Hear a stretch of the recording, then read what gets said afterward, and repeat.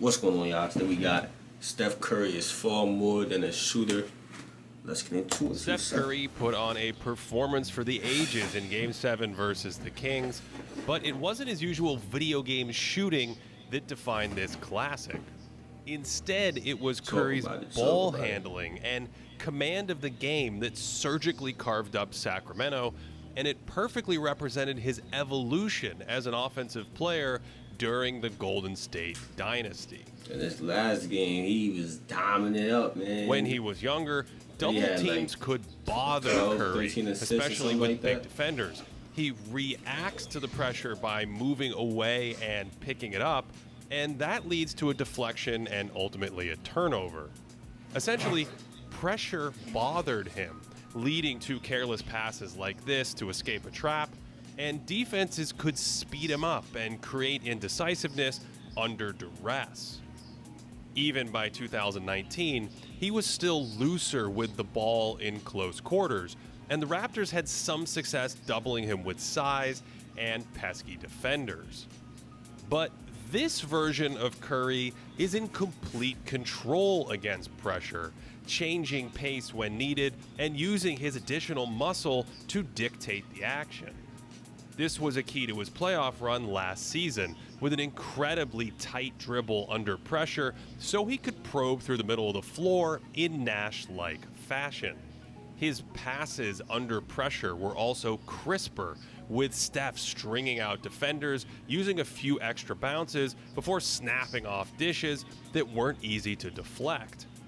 And that's what this masterpiece in Game 7 was about.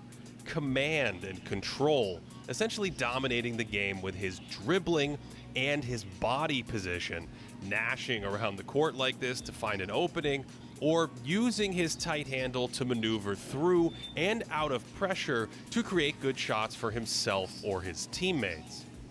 Take this play in the first, where Draymond Green screens near half court, Domantas Sabonis slides with Curry, and Steph patiently waits to slip it through a tiny window for a layup. Curry's deliveries were pinpoint all night and are a key to his all-around success right now. Guarding him in space without help is a nightmare, so when Jordan Poole clears out to the other side, Curry can curl off this screen like he's driving to score, but flick it one-handed to Draymond for a layup. The next time he's down in the corner, uses some off-ball movement to set up a handoff, not to shoot, but to take it downhill into multiple defenders before snapping a one-hander to the corner. And again, blending the dribble into a pass that fast creates space for the shot.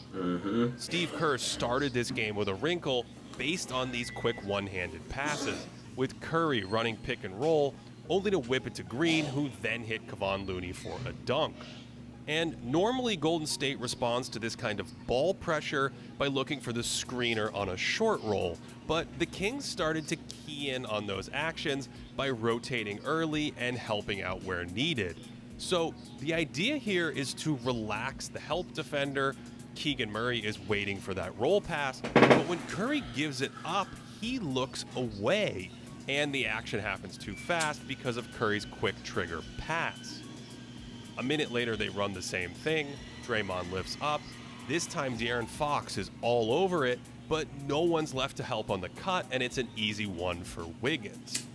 Curry could then manipulate the defense out of that action.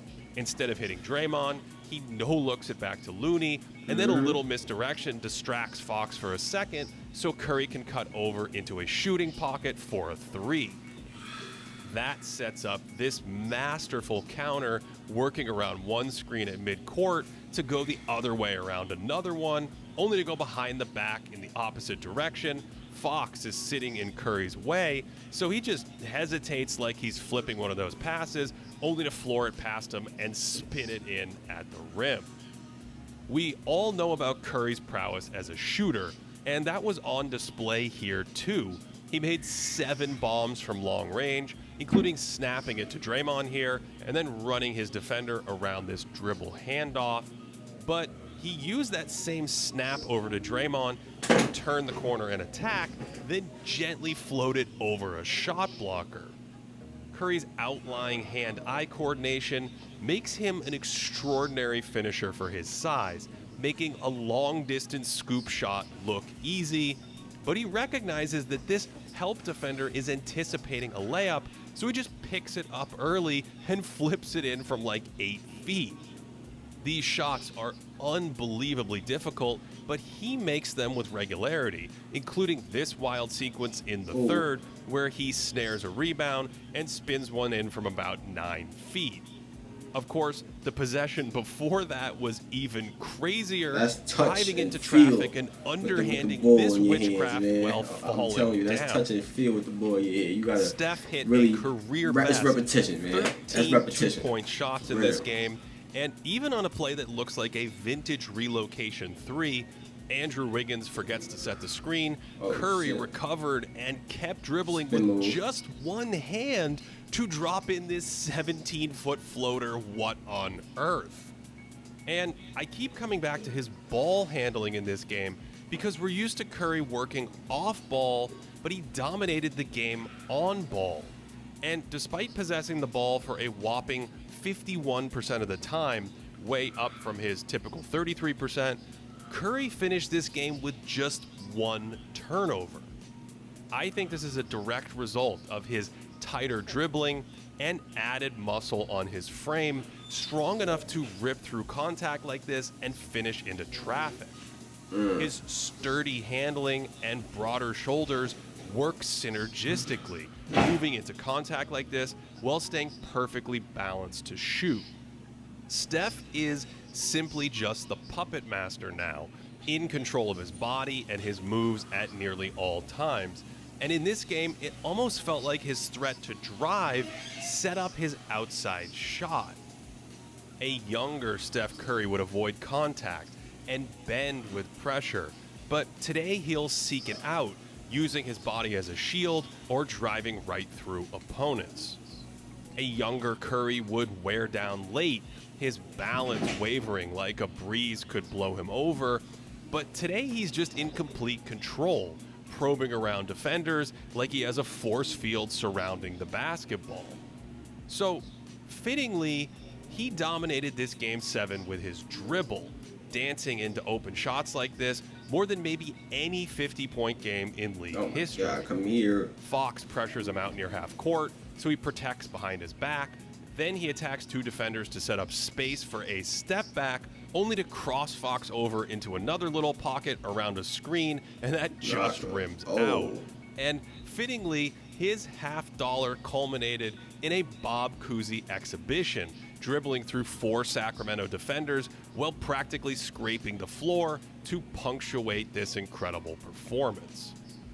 The younger version of Curry was quicker than the 35-year-old we see today, and that springiness may have even made him a slightly more effective shooter back then. He was certainly light years ahead of a slower league that hadn't fully adapted to his range yet.